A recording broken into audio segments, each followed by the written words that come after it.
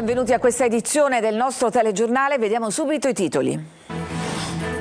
Lancia dal terrazzo la figlia di 7 mesi, tragedia a Mister Bianco nel Catanese, la piccola è morta, arrestata la donna che era in cura per disturbi psichiatrici.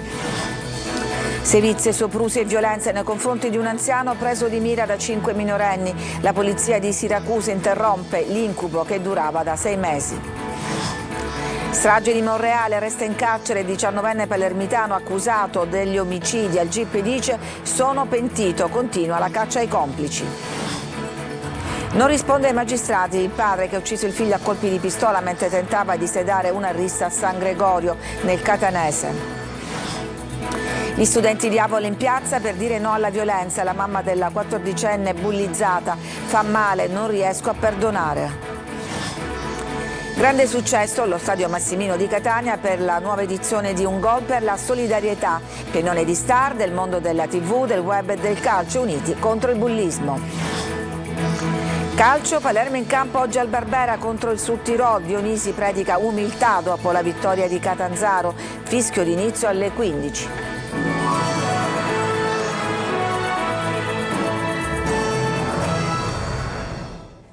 Buongiorno e buon 1° maggio. In apertura la cronaca con la tragedia di Mister Bianco, dove una donna ha ucciso la figlioletta di 7 mesi lanciandola dal balcone. La donna, che pare fosse in cura per problemi psicologici, è stata arrestata. Orazio Longo.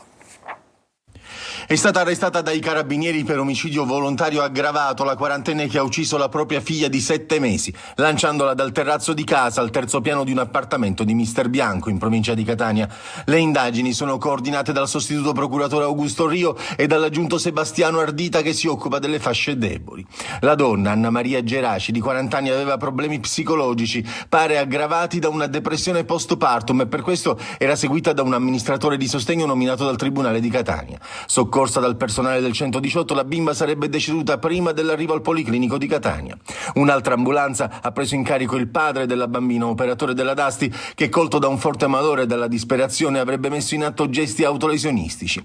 Anche lui è stato portato in ospedale a Catania. La coppia ha un altro figlio di 7 anni. La piccola Maria Rosa era nata lo scorso settembre, ma sembra che il comportamento della mamma non fosse del tutto normale, tanto che da allora la donna era stata sottoposta a 2 TSO. Adesso Mister Bianco è una comunità attonita e sconvolta, a cominciare dal primo cittadino. Tutti sconvolti, è una tragedia umana. Io credimi, parlo da sindaco, ma certamente da genitore, quindi è davvero una tragedia. Disperazione profonda, veramente sconvolta, non ho parole perché sono mamma e sono morta. Loro ci stavano attenti, sicuramente è stata una svista, in un attimo. Siamo genitori e chi ha un cuore, io non lo accetto. La casa e la zona dove è avvenuto il tragico gesto sono state interdette per consentire l'intervento degli specialisti della scientifica per i rilievi. Gli inquirenti stanno ascoltando anche i testimoni e i vicini di casa per ricostruire in modo completo la dinamica degli eventi. A Siracusa la polizia ha fermato 5 ragazzi non ancora maggiorenni che per mesi avevano preso di mira e seviziato un 60enne. Francesco Aloi. Atti persecutori, violazione di domicilio e danneggiamento aggravato in concorso. Dovranno rispondere di questo 5 diciassettenni siracusani che hanno fatto vivere mesi terribili ad un anziano. 6 mesi che per l'uomo erano diventati un incubo. Quasi ogni notte i ragazzi andavano nella sua abitazione, diventata il loro punto di ritrovo. Erano riusciti perfino ad entrare dentro casa, forzando la porta d'ingresso. Un anziano indifeso, deriso, è costretto ad ingerire droghe. Gli abbassavano i pantaloni, rasavano i capelli a zero. In alcuni casi hanno anche appiccato un incendio, bruciando alcuni effetti personali. Aveva provato a ribellarsi, ma nulla. I 5 erano sempre più violenti. Un'escalation criminale a cui la squadra mobile ha messo fine. Con l'ordinanza della Procura dei minori di Catania adesso sono rinchiusi in comunità, ognuno in un posto diverso. Mi sono difeso, ha detto il 19enne arrestato per la strage di Monreale. Intanto continua la caccia ai complici. Maglio Viola.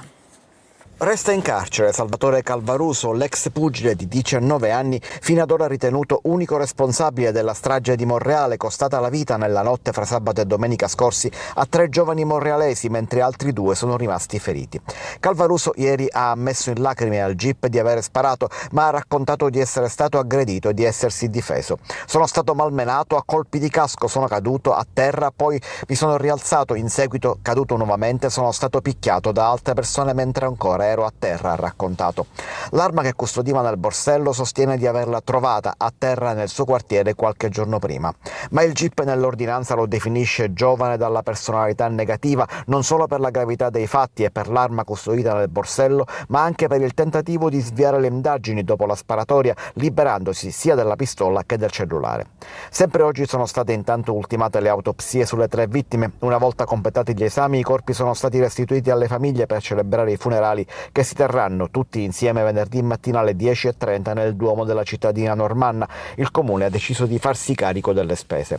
Proseguono nel frattempo le ricerche da parte dei carabinieri delle pistole con le quali sono stati uccisi i 3 giovani. I rilievi della scientifica sui bossoli confermerebbero l'ipotesi iniziale, ovvero che a sparare siano state almeno 2 armi. Secondo gli inquirenti quella sera erano 9 i giovani palermitani dei quartieri Zenne e Borgo Nuovo giunti in piazza.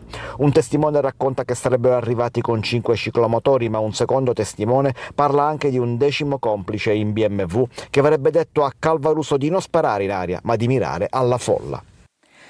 Non ha risposto alle domande dei magistrati l'uomo che in una villa alle porte di Catania ha ucciso, nel tentativo di sedare una rissa durante una festa, il figlio 23enne.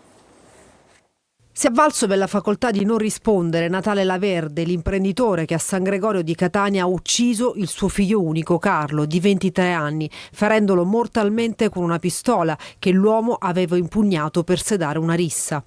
Il GIP di Catania nel corso dell'interrogatorio di garanzia si è riservato la decisione sulla convalida dell'arresto per omicidio volontario.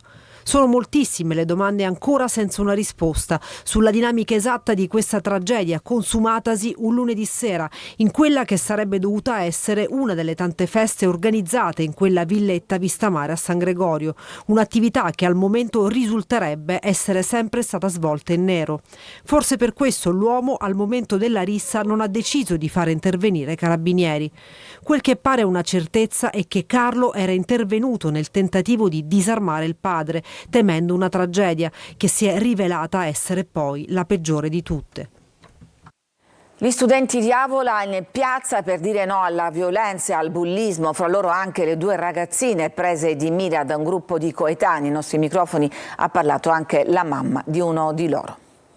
Cosa significa oggi scendere in piazza? È un grido di speranza per le generazioni future, nella speranza che qualcosa possa cambiare. Ad Avola si va in piazza per lanciare un messaggio forte e chiaro: no alla violenza. Tra gli studenti ci sono anche loro, Mami e Michela, le 2 vittime delle aggressioni di sabato scorso. Lei è la mamma della ragazzina di origine africana che non riesce a perdonare. Non si possono spiegare la rabbia che abbiamo. Cosa ha provato a vedere quelle immagini? Non lo potevo vedere tutto alla fine, hai guardato solo la metà. Fino ad ora non può vederla tutto, veramente.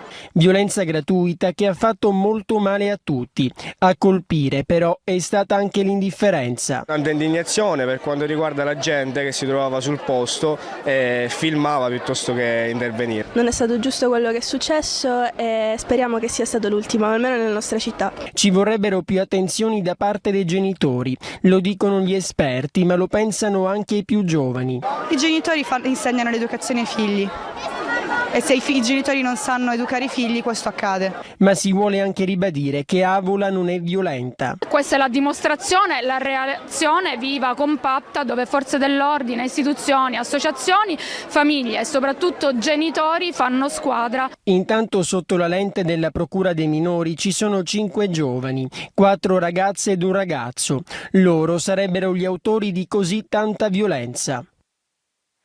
E purtroppo ancora giovani e giovanissimi al centro della cronaca. Ieri i funerali di Leonardo, il 15enne caduto dal tetto di un edificio abbandonato.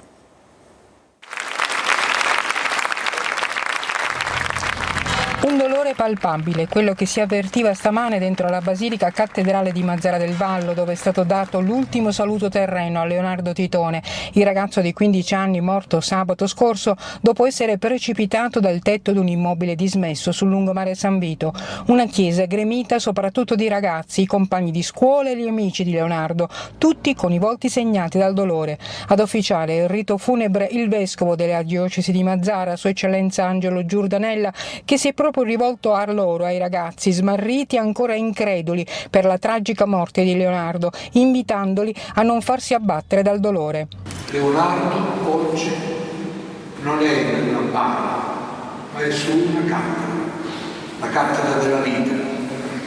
Leonardo ci dice: non abbiate paura di cercare e di incontrare questo amico del cuore.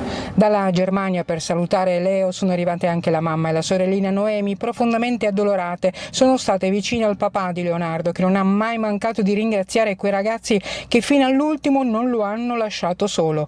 Presente il sindaco di Mazara, Salvatore Coinci. Oltre ad aver indetto una giornata di lutto cittadino, l'amministrazione comunale si è fatta carico delle spese funebri.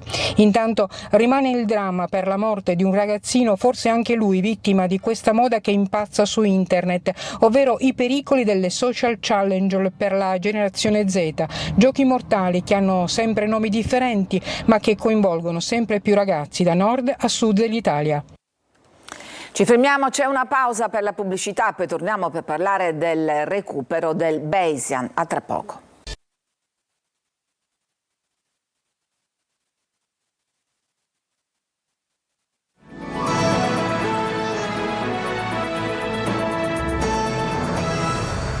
Slitta il recupero del Bayesian, sono già però nel porto i primi mezzi che si occuperanno del veliero affondato lo scorso agosto. Marco Gullà.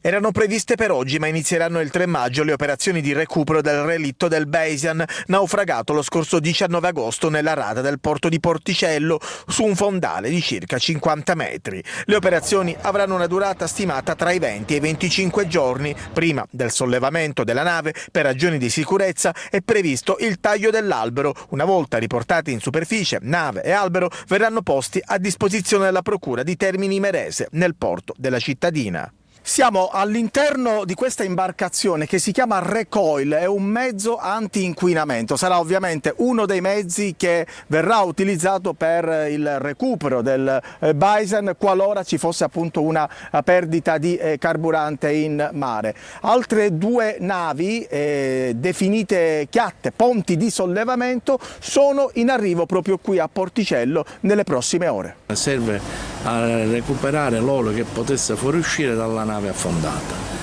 Qualora esce l'olio, il gasolio, quello che sia, lo racchiude con le panne che abbiamo noi dietro, lo circuisce, poi noi ci andiamo con un attrezzo che abbiamo che si chiama skimmer, che funziona idraulicamente, che aspira l'olio e ce lo mette a bordo da noi. Le operazioni si svolgeranno sotto il continuo controllo del personale della Capitaneria di Porto di Palermo e la vigilanza di mezzi navali della Guardia Costiera.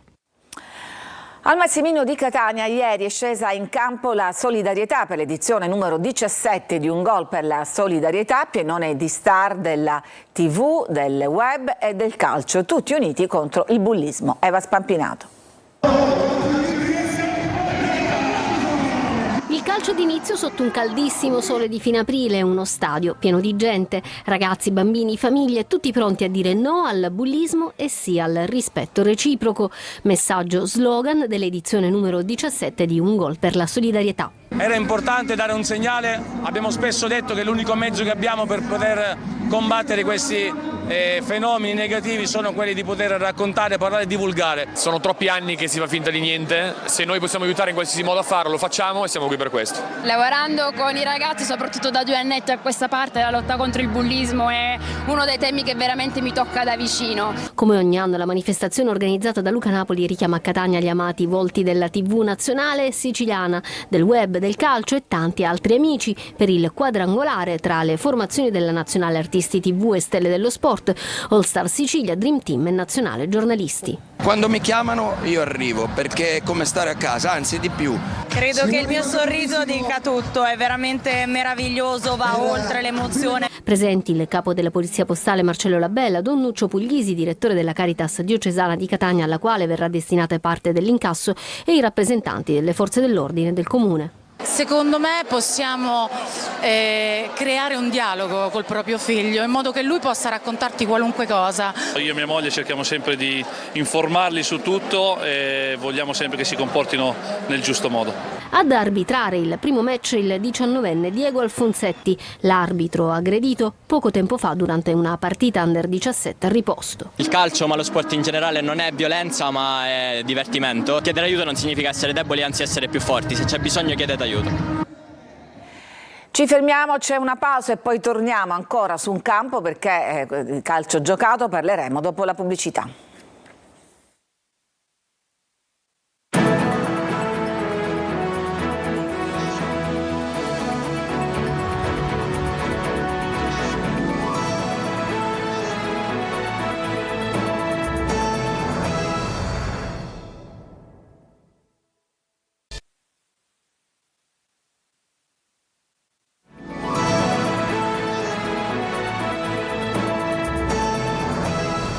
C'è il calcio, Palermo in campo oggi al Barbera contro il Südtirol. Dionisi predica umiltà dopo la vittoria di Catanzaro. Fischio d'inizio alle 15. Sentiamo Marco Gullà.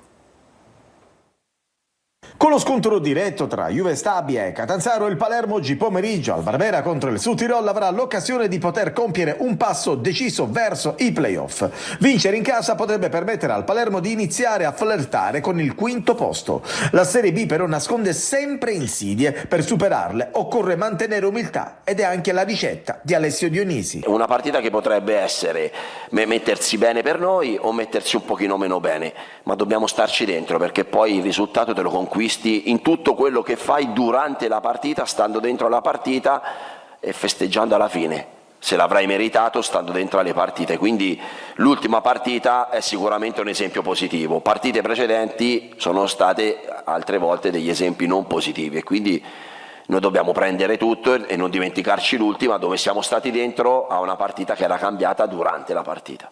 Non sembra avere in mente tantissimi cambi Dionisi, si va verso lo stesso 11 che ha vinto a Catanzaro. Di Francesco è convocato, ma sulla sinistra ci sarà ancora Lund, così come Segre e Brunori sulla tre quarti alle spalle di Poyampalo. Al Südtirol servono ancora punti per allontanarsi dalla zona play-out. In avanti ci saranno Odogu e Mercai. Al Barbera oltre 20.000 spettatori. Si inizia alle 15.